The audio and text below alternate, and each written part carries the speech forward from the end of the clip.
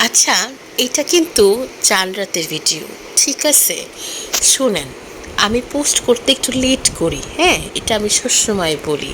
তো এই দেখেন, এই যে চাল রাতের এই আমাদের খুলনা শহর এইরকম জ্যামে জ্যামে জ্যামাক্রান্ত ছিল।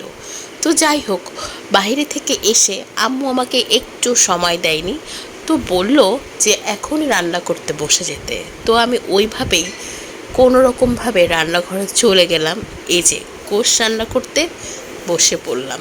গোশগুলা কেটে ধুয়ে সব রেডি করে রাখছিল, ঠিক আছে?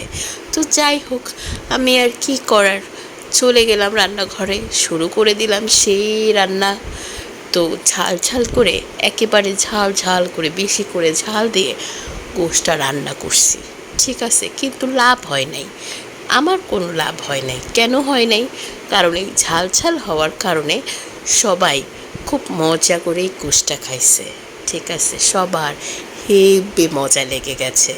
তো যাই হোক, এই যে দেখতেছেন, এই যে দেখছি এখন এগুলা কষায় ভালো করে মাখা মাখা মাখা মাখা ঝাঁকা ঝাঁকা করে বসিয়ে দেব চুলায়। হ্যাঁ, হাত আমার তো জ্বালা পোড়া করতেছে, কারণ কি, ওই যে ঝাল দিয়ে মাখাইছি।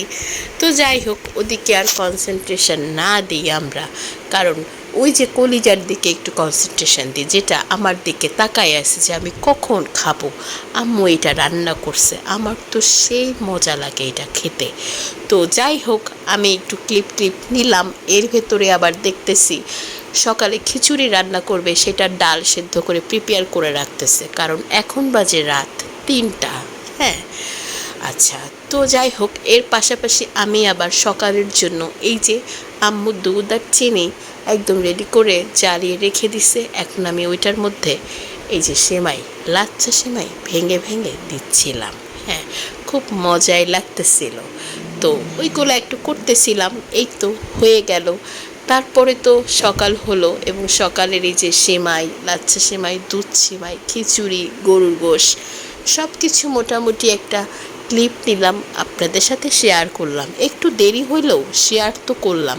আমি আবার একটু গোশটা একটু মাটির একটা পাত্রে ঢালছিলাম। এই তো, যাই